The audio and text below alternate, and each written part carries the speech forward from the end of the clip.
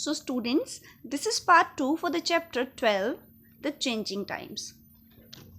So we were on this line, गुड़िया and अम्मा mixed husk in it, यानी गुड़िया और अम्मा ने उस सॉइल में, यानी जो मिट्टी हमारे बाबा खोद रहे थे और हम उसे अम्मा के पास पहुंचा रहे थे, तो और गुड़िया यानी उसकी सिस्टर और अम्मा उसमें हस्क मिला रही थी। तो यहाँ आप इस पिक्चर में देख सकते हो कि ये सॉइल है and this portion is called husk, जिसे आप भूसा या भूसी बोलते हैं हिंदी में।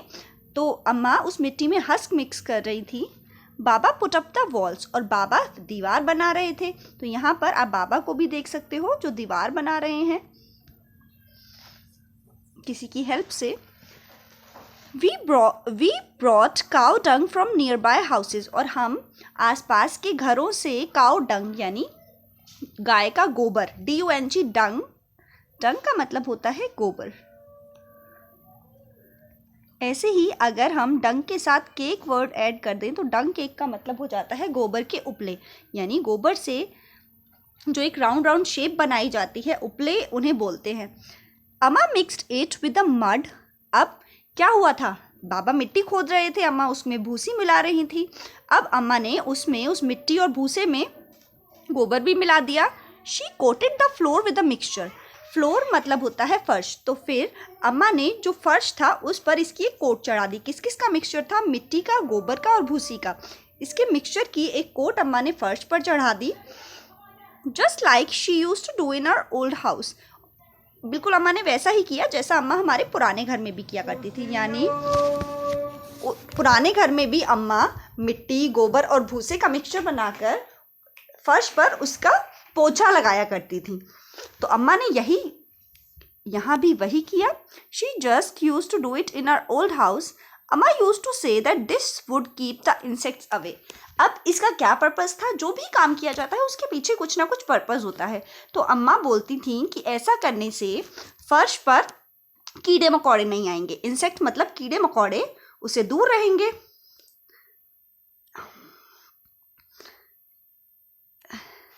Then it was the turn for the roof to be made. और अब बारी थी, अब फर्श बन गया था, दीवारें बन गई थी, तो अब किसकी बारी थी, अब बारी थी रूफ यानी छत को बनने की। Baba made a frame by joining strips of wood and fixed it on the 4 walls. बाबा ने एक फ्रेम बनाया। फ्रेम का मतलब होता है ऐसी एक आकृति। फ्रेम जैसे आपने फोटो फ्रेम देखा होगा तो आप उससे आइडिया लगा सकते हो। तो बाबा ने एक फ्रेम बनाया। किससे बनाया, उन्होंने लकड़ी की स्ट्रिप्स, लकड़ी की पट्टियों को जोड़ा और उस फ्रेम को फिर उस दीवार पर फिक्स कर दिया, दीवार की छत पर रख दिया। We put branches of neem and kikar tree on the frame. अब उस फ्रेम पर, अब ये फ्रेम खाली है, आपने देखा होगा फ्रेम जो होता है वो खाली होता है। उसके फिर हमने क्या किया, हमने नीम की, कीकर की जो ट्रीज थे उनकी शाखाओं को उस फ्रेम पर रख दिया, so that termites would not harm the wood. अब इसका क्या फ़ायदा, नीम और कीकर की जो ब्रांचेस थी उन्हें उस छत पर रखने का, यानी इस फ्रेम पर रखने का ये फ़ायदा था कि जो भी टर्माइट है, टर्माइट का मतलब होता है दीमक, जो दीमक है वो लकड़ी को नुकसान नहीं पहुंचाएगी, क्योंकि ये जो फ्रेम बना हुआ था ये लकड़ी का बना हुआ था। तो उस पर नीम और कीकर की ट्री की ब्रांचेस रखने का ये फायदा था कि उस पर दीमक नहीं लगती। अम्मा put old Ghani bags on this and covered them with mud. अब अम्मा ने क्या किया, अम्मा ने पुराने बैग्स को इनके ऊपर रख दिया और उसको मिट्टी से ढक दिया। Most of the houses in our houses were made like ours. Most of the houses around our house were made like ours. हमारे आसपास जो भी घर थे वो भी हमारे घर की तरह ही बने हुए थे। A few were different. थोड़े कुछ घर ऐसे थे जो थोड़े अलग थे, but I liked my house the best. लेकिन मुझे अपना घर सबसे ज़्यादा पसंद था। It was just like our old house, क्योंकि ये बिल्कुल हमारे पुराने घर जैसा था। Find out and write. अब हमें ऊपर दिए गए जो लाइन्स हैं, जो पैराग्राफ्स हैं, अब उनमें से हमें कुछ आंसर करने हैं। Talk to any one of your grand parents or any elderly person, find out when she or he was 8-9 years old। अब आपको किसी भी ओल्ड पर्सन से, अपने ग्रैंड पेरेंट्स से, दादा दादी नाना नानी या कोई और भी आपको अगर ओल्ड पर्सन मिले तो आपको उनसे पूछना है कि जब वो 8-9 साल के थे तो where did she or he live, name the place, कि वो कहाँ रहते थे, उस जगह का नाम उनसे पूछना है। From what material was her और हिज हाउस मेड, तो उनका जो घर था वो किस चीज़ से बना हुआ होता था, यानी जब वो छोटे थे तो उनका घर किस चीज़ से बनता था। Did they have a toilet in their house, if no where was it, क्या उनके घर में टॉयलेट था, अगर नहीं था तो वो टॉयलेट कैसे यूज करते थे। In which part of the house was food cooked, घर के किस हिस्से में खाना पकाया जाता था उनके में। A lot of mud was used when Chetan Das house was made, why, Chetan Das का जो घर जब बना था तो उसमें बहुत सारी मिट्टी यूज हुई थी, मड यूज हुई थी। आपने देखा फ्लोर के लिए भी मड यूज हुई है, वॉल्स के लिए भी मड यूज हुई है, और उसके बाद छत पे भी उसकी मदर ने मड की कोटिंग की थी। तो इतनी सारी मिट्टी क्यों यूज हुई, आपको ये बात बतानी है। साथ ही आपको पता होना चाहिए जिस हम सोहना विलेज, जहाँ पर उन्हें जगह मिली थी घर बनाने के लिए, उसकी अगर हम बात करें तो वो सोहना विलेज हरियाणा में है।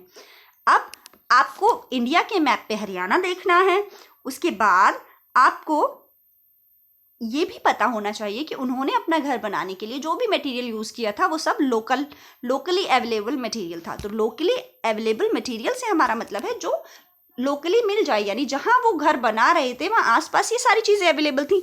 लेकिन आजकल तो ऐसा नहीं होता, आजकल जो आप घर देखते हो बनते हुए, जो आप बिल्डिंग्स देखते हो, दे आर डिफरेंटली मेड, वो अलग तरह से बनी होती हैं, अलग उसमें मटेरियल यूज़ होता है। तो लोकली अवेलेबल मटेरियल का यूज़ पास्ट टाइम में किया जाता था, क्योंकि इतनी ना टेक्नोलॉजी थी ना इतना ट्रांसपोर्टेशन की सिस्टम अच्छा था, तो लोकली अवेलेबल मटेरियल ही उस टाइम पे यूज़ किया जाता था।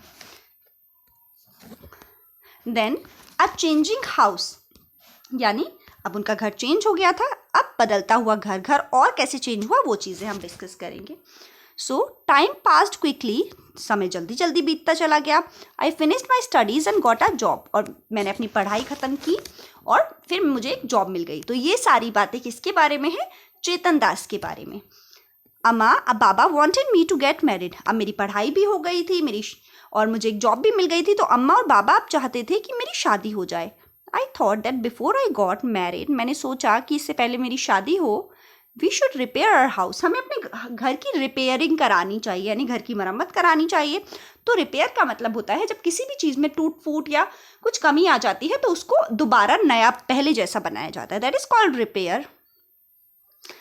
And build one more room, और हमें उस घर में एक और रूम बनाना चाहिए, क्योंकि घर में एक और नया मेंबर आने वाला है। शादी के बाद चेतन दास की वाइफ आने वाली थी, तो उन्होंने सोचा कि घर को क्यों ना पहले रिपेयर करा लिया जाए और उसमें एक और रूम बना दिया जाए। इन दोज डेज, उन दिनों, people in cities were using cement, यानी जो शहर में लोग थे वो घर बनाने के लिए सीमेंट का यूज़ करने लगे थे। तो सीमेंट आपने देखा भी होगा, आपने कोई बिल्डिंग अपने आसपास बनते हुए या अपने घर में अगर आपके में कोई कंस्ट्रक्शन वर्क हुआ है तो आपने देखा होगा कि आजकल सीमेंट का यूज़ किया जाता है। They said that this made the house stronger, और ऐसा कहा जाता था कि सीमेंट के यूज़ से जो घर है वो ज़्यादा मजबूत बनता है, स्ट्रॉन्गर बनता है। We also thought we would use cement, तो हमने भी सोचा कि हम मरम्मत कराने के लिए और नया रूम बनाने के लिए सीमेंट का यूज़ करेंगे। लेकिन उन्होंने सीमेंट से पहले, जब उन्होंने अपना घर पहले बनाया था तो उन्होंने मड का यानी मिट्टी का यूज़ किया था। We used iron and cement for making the roof of the new room, अब जो हमने नया रूम बनवाया उसमें हमने सीमेंट का और आयरन यानी लोहे का यूज़ किया था। In those days unbaked bricks were also available in the market, उन दिनों में मार्केट में अनबेक्ड, अब बेक का मतलब होता है, आपने बेकरी देखा होगा, सुना होगा बेकरी वर्ड, जिसमें चीज़ों को आग पर पकाया जाता है, यानी बिस्किट बनाए जाते हैं वहाँ पर, और बेकिंग वाला टोस्ट बनाए जाते हैं, ब्रेड बनाई जाती है, तो वहाँ पर बेकिंग वाला सामान बनाया जाता है। तो उन दिनों पर अनबेक्ड ब्रिक्स यानी कच्ची ईंटें, यानी उनका स्ट्रक्चर वो मिट्टी की बनी हुई है, उनका स्ट्रक्चर ईंट जैसा है, बस वो पकी हुई नहीं है, तो ऐसी ईंटें भी अवेलेबल थी। We made the walls with them, और हमने जो वॉल बनाई यानी दीवार बनाई अपने नए रूम की, वो उन कच्ची ईंटों के अनबेक्ड ब्रिक्स के साथ बनाई। The use of bricks was useful, ईंटों का प्रयोग बहुत यूजफुल साबित हुआ। We did not need to coat the wall every week. अब हमें हर सप्ताह उस वॉल को कोट करने की ज़रूरत नहीं थी। कोट का मतलब होता है, आपने जो पुराने घर देखे होंगे गांव में, झोंपड़ी भी बनी होती है या घर भी होते हैं, तो उनकी दीवारों पर भी वही वो जो मिक्सचर होता है मड का, हस्क का और साथ में डंग का, उनका मिक्सचर दीवारों पर भी लगाया जाता है। तो अब जो ईंट की बनी दीवार थी उन पर ये सब करने की ज़रूरत नहीं थी। once a year we would whitewash the wall। अब हमें बस हर साल में बस एक बार वाइट वॉश यानी घर पर सफ़ेदी कराने की ज़रूरत थी। We also built a small kitchen in the courtyard. हमने घर के कोर्टयार्ड यानी गलियारे में एक किचन भी बनाई। The kitchen had a mud chulha and place to keep the vessels. अब उस किचन में एक मिट्टी का बना हुआ चूल्हा था और बर्तनों यानी वेसल्स को रखने के लिए जगह भी थी। So here you can see in this picture that this is a mud chulha and this is the place to keep the vessels. तो यानी ये चूल्हा है मिट्टी का और ये वेसल्स यानी बर्तनों को रखने की जगह भी थी उस किचन में। Then I got married. फिर मेरी शादी हो गई and my wife Suman came to our new house. और मेरी वाइफ जिसका नाम सुमन था वो हमारे नए घर में आई। टू कुक, खाना पकाने के लिए Suman use to sit on the floor in the kitchen. Suman kitchen में फर्श पर बैठती थी। फ्लोर मतलब फर्श। We all use to sit on the mats in the kitchen and eat together. और यहाँ जैसा पिक्चर में हमें नजर आ रहा है, हम सब फ्लोर पर बैठकर यानी फर्श पर बैठकर उस पर एक मैट बिछाकर फर्श पर बैठकर ही खाना खाया करते थे और सुमन फर्श पे बैठकर ही खाना पकाया करती थी। It was a happy time. ये बहुत अच्छा टाइम था। People use to go out to the field for the toilet in those days. उन दिनों लोग टॉयलेट के लिए यानी वॉशरूम जाने के लिए खेतों में जाया करते थे। Some of the houses had a separate place for this. और कुछ घरों के अंदर ही एक सेपरेट जगह थी जहाँ वॉशरूम के लिए लोग जाते थे, टॉयलेट के लिए जाते थे। We also made a small toilet with unbaked bricks behind the house.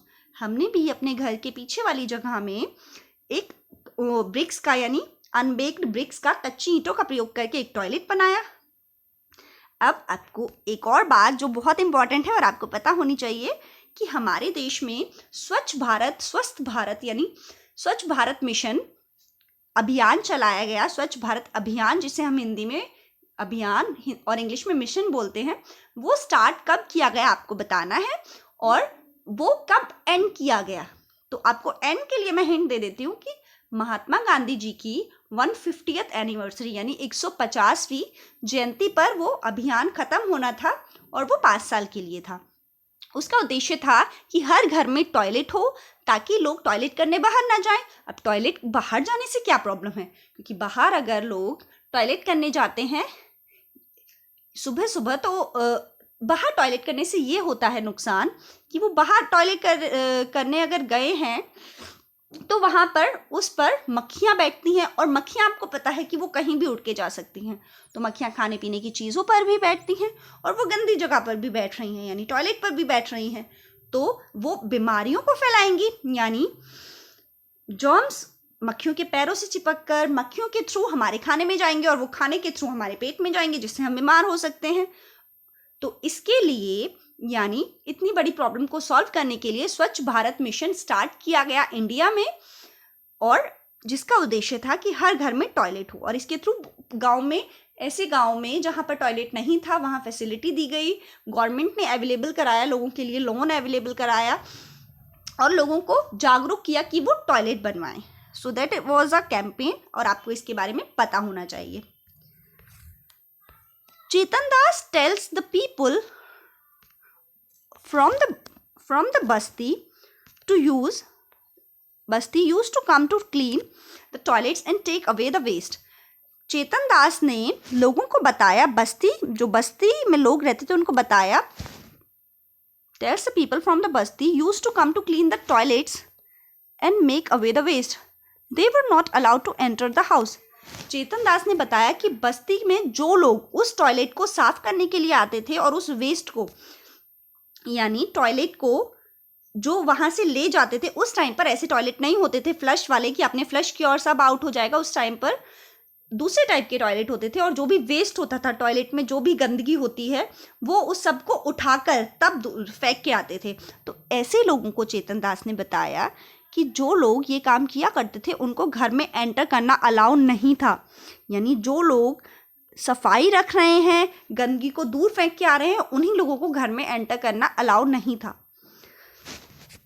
The people who used the toilet did not clean them. यानी जो लोग टॉयलेट किया करते थे, वहाँ वॉशरूम जाया करते थे, वो लोग साफ नहीं करते थे, लेकिन जो लोग उन्हें साफ करने आते थे उन लोगों को घर में एंट्री अलाउ नहीं थी। तो ये बहुत एक गलत चीज़ थी जो उस टाइम पर फॉलो की जाती थी। Is there a toilet in your house who cleans it? क्या आपके घर में कोई टॉयलेट है? अगर है तो उसे कौन क्लीन करता है? मोर चेंजेस, यानी माई 2 sons and a daughter were born in that house. अब किसके सन और डॉटर की बात हो रही? चेतन दास के। तो चेतन दास के 2 सन और एक डॉटर उस घर में पैदा हुई। कौन से? नए घर में पैदा हुए। टाइम पास्ट, वक्त गुजरता चला गया। The children completed their studies, अब उसके बच्चों ने भी अपनी पढ़ाई पूरी कर दी। 15 years ago our daughter Simi got married and moved to Palwal. करीब 15 साल पहले हमारी बेटी, यानी उनको 2 बेटे थे और एक बेटी थी, तो जो उनकी बेटी थी उसकी शादी कर दी गई और वो कहाँ शिफ्ट हो गई? पलवल में। तो पलवल भी हरियाणा की एक डिस्ट्रिक्ट है जहाँ पर उसकी बेटी की शादी की गई। When Raju was to get married, जब उनके बेटे यानी राजू की शादी होने वाली थी, we felt that we should get the house ready for the new bride. तो हमें लगा कि हमें अब घर को दोबारा तैयार कराना पड़ेगा क्योंकि एक नई दुल्हन अब घर में आने वाली थी। By then everyone was using baked bricks. अब क्योंकि बहुत टाइम हो गया, देखो जब पहले उनका घर बना था तब चेतन दास भी छोटे थे, उनके भाई बहन भी छोटे थे, लेकिन जब उनका घर दोबारा रिपेयर किया गया तब वो बड़े हो गए थे, उनकी स्टडी कंप्लीट हो गई थी और उनकी शादी होने वाली थी। लेकिन अब और भी वक्त बदल गया, अब उनकी शादी हो गई है, उनके बच्चे हो गए और उनके बच्चे भी बड़े हो गए हैं, अब उनकी शादी होने वाली है। तो अब और वक्त बदल गया, काफ़ी साल निकल गए। तो अब तक लोगों ने बेक्ड ब्रिक्स यानी पकी हुई ईंटें, जो आज के टाइम में आप देखते हो रेड कलर की जो होती हैं, वो पकने के बाद उनका कलर ऐसा होता है, तो अब तक लोग बेक्ड वाली ब्रिक्स को यूज करने लगे थे। We also use them for the walls and put a lintel for the roof. हमने भी उन्हीं ईंटों का प्रयोग किया। तो हमने भी उन पकी हुई यानी बेक्ड ईंटों का प्रयोग इस बार किया और हमने अपनी छत के लिए लिंटल का मतलब होता है छत को सपोर्ट करने के लिए हॉरिजॉन्टल वे में जो लगाया जाता है, दैट इज कॉल्ड सपोर्ट, उसको बोलते हैं लिंटेल। तो हमने लिंटेल छत के लिए यूज किया और साथ में अपनी दीवारों के लिए हमने ब्रिक्स का यूज किया, पकी हुई ईंटों का। We used marble chips and cement for a strong and fancy floor. और फर्श पर अब हमने फैंसी फर्श बनाने के लिए सीमेंट का और उसके साथ मार्बल चिप्स का, यानी जिसे हम पत्थर बोलते हैं, संगमरमर का प्रयोग किया। In the toilet we put pipes to take away the waste. अब जो टॉयलेट इस बार बना था हमारे घर में, उसमें पाइप्स लगाई गई थी जो वेस्ट को यानी उसमें से गंदगी को बाहर ले जाए। द किचन वॉज मेड बिगर। इस बार किचन भी बड़ी बनाई गई थी। Now Raju's wife does not use the clay चूल्हा। अब जो राजू की वाइफ थी यानी उनके बेटे की जो वाइफ थी चेतन दास के, अब वो मिट्टी का चूल्हा यूज नहीं करती थी। She stands while cooking on the gas stove. अब वो गैस स्टोव का यूज करती थी और वो खड़े होकर खाना पकाती थी। तो आपके घर में भी आपको बताना है कि खाना खड़े होकर पकाया जाता है या बैठकर। अब बच्चों, आपको एक चीज पर जिस पर विचार करना है वो टॉपिक ये है कि आपको बताया गया था अभी कि जब चेतन दास के घर में पहली बार टॉयलेट बनाया गया था, यानी जब उनकी शादी होने वाली थी, तो उस टाइम पर जो टॉयलेट यूज किया जाता था वो उन सबके द्वारा किया जाता था, लेकिन उसे क्लीन करने के लिए और लोग आते थे और वो लोग अच्छा काम कर रहे हैं यानी सफाई कर रहे हैं, उसके बाद भी उन लोगों के साथ बहुत गंदा बिहेव किया जाता था, यानी उन्हें गंदा समझा जाता था और उन्हें घर में भी एंट्री अलाउ नहीं थी, यानी उन्हें घर में भी नहीं घुसने दिया जाता था। अब आपको सोचना है और बताना है कि क्या ये एक अच्छी सोच थी, क्या ये सही चीज़ है कि जो सफाई कर रहे हैं वो भी इंसान है, वो आपकी गंदगी को साफ कर रहे हैं, तो क्या हमें उनके साथ ऐसा बिहेव करना चाहिए? और अगर अभी भी ऐसा कहीं हो रहा है तो आपको वो बताना है कि क्या आपने भी आसपास कहीं ऐसी कोई चीज़ देखी है जहाँ टॉयलेट साफ करने के लिए कोई और आता है लेकिन उन लोगों के साथ भी गंदा बिहेव किया जाता है। गंदे बिहेव का मतलब होता है कि उन्हें इक्वल नहीं समझा जाता, उन्हें अपने से नीचा समझा जाता है, यानी कि वो गंदगी साफ कर रहे हैं तो वो भी गंदे लोग हैं। सो आपको इस बात पर थोड़ा विचार करना है और सोचना है कि क्या ये सही चीज़ है, और अगर ये सही चीज़ नहीं है तो ये अब तक भी क्यों है। सीइंग न्यू थिंग्स यानी नई चीज़ों को देखना। सीइंग न्यू थिंग्स यानी नई चीज़ों को देखना। My younger son want to move to Delhi when he got a job there. मेरा जो बड़ा बेटा था यानी चेतन दास जी के बड़े बेटे जिनका नाम मोंटू था, वो दिल्ली शिफ्ट हो गए क्योंकि उन्हें दिल्ली में एक जॉब मिल गई थी।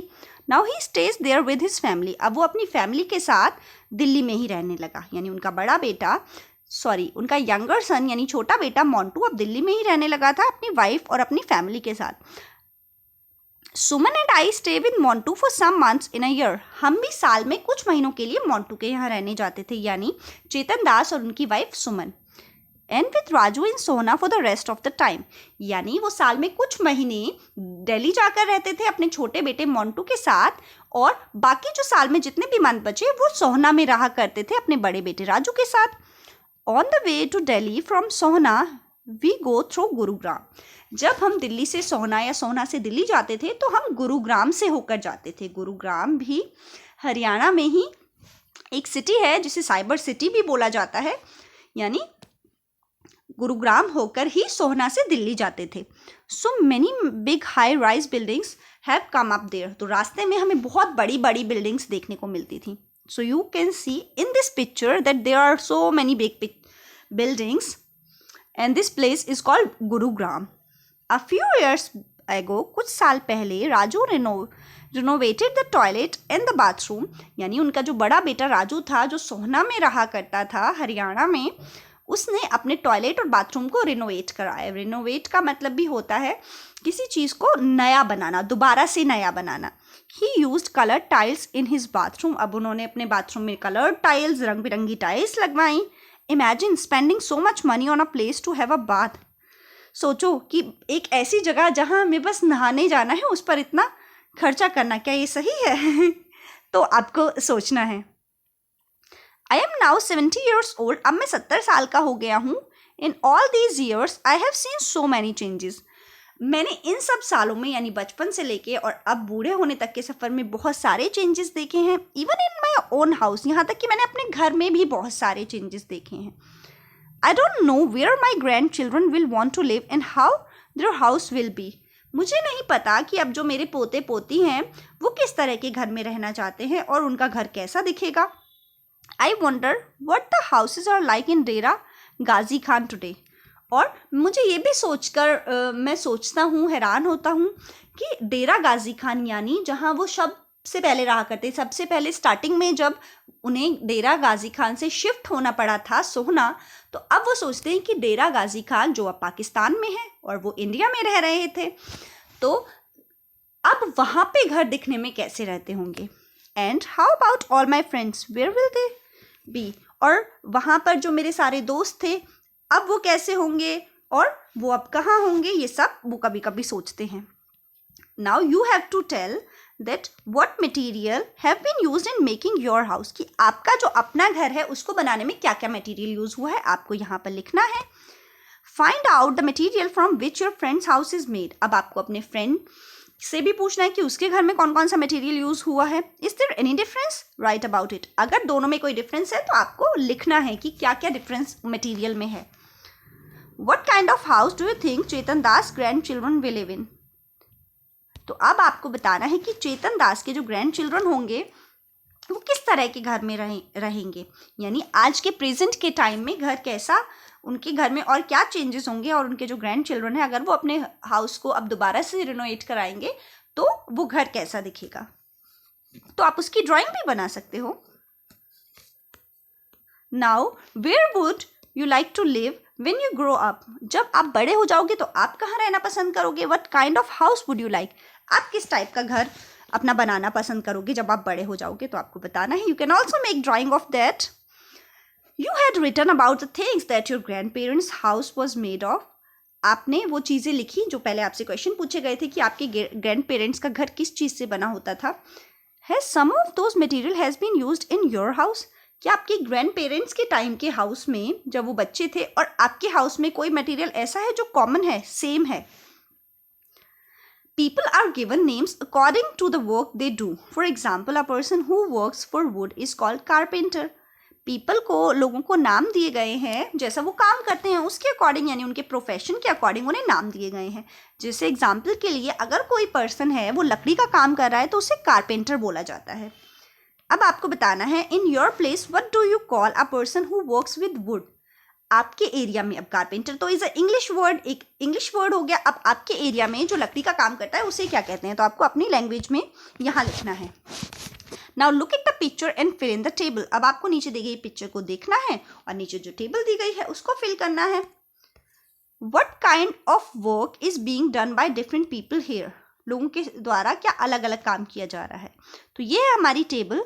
What tools are they shown using in the picture. Write them in the table given.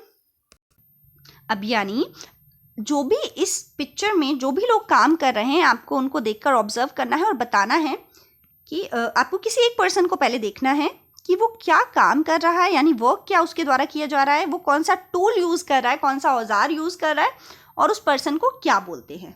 जैसे मैं आपको एग्जाम्पल के लिए बता देती हूँ कि यहाँ एक पर्सन है, ये दिस वन, ये वायर यूज़ कर रहा है और साथ में यहाँ पे वायर है इनके पास और ये क्या काम कर रहे हैं, इलेक्ट्रिसिटी का काम कर रहे हैं और इस पर्सन को क्या बोलते हैं, इलेक्ट्रीशियन बोलते हैं. अब ऐसे ही बाकी पर्सन को भी आपको देखना है, उनके काम को बताना है और साथ में आपको ये बताना है कि वो कौन से टूल यूज़ कर रहे हैं. So here you have to tell what do you know people who do this type of work. क्या आप ऐसे किसी पर्सन को जानते हो जो ये काम करते हैं, जैसे electrician. Talk to them and find out about their work. Discuss it with your friends. उनके काम के बारे में उनसे और थोड़ा कुछ पता करो और अपने फ्रेंड्स के साथ डिस्कस करो. With your teacher or someone from home go to a place where a building is being constructed. या तो अपने फ्रेंड्स के साथ, या तो अपने टीचर के साथ या घर में किसी और बड़े के साथ किसी कंस्ट्रक्शन वाली जगह पर आपको जाना है. Talk to the people working there. वहाँ जो लोग काम कर रहे हैं उनसे बात करनी है. Find out the answer of these questions. और नीचे दी गए क्वेश्चंस के आंसर आपको पता करने हैं. So the first question is here what is being build their. कि वहाँ जो बिल्डिंग बन रही है वो क्या बिल्डिंग बन रही है. फॉर एग्जाम्पल किसी स्कूल की बिल्डिंग बन रही है, कोई शॉप बन रही है, कोई शोरूम बन रहा है, कोई हाउस बन रहा है, फ्लैट्स बन रहे हैं. तो आपको पता करना है कि कौन सी बिल्डिंग बन रही है. How many people are working there. Total वहाँ कितने लोग काम कर रहे हैं. You can count them. आप खुद भी काउंट कर सकते हैं. What kind of work are they doing. और वो क्या अलग अलग काम कर रहे हैं.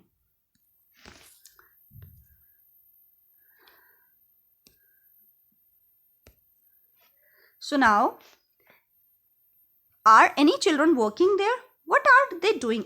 क्या वहाँ कोई बच्चा भी काम कर रहा है. अगर कर रहा है तो वो बच्चा क्या काम कर रहा है आपको देखना है और बताना है. How much money do these people get paid daily. Daily इन लोगों को कितना पैसा मिलता है, यानी what is their salary for one day. एक दिन के लिए उनकी कितनी सैलरी है. Ask from any 3 different person. आपको किन्हीं भी अलग 3 लोगों से पूछना है. मतलब वहाँ जो काम कर रहे हैं उनमें से 3 पर्सन से आपको पूछना है और उनकी सैलरी लिखनी है एक दिन की.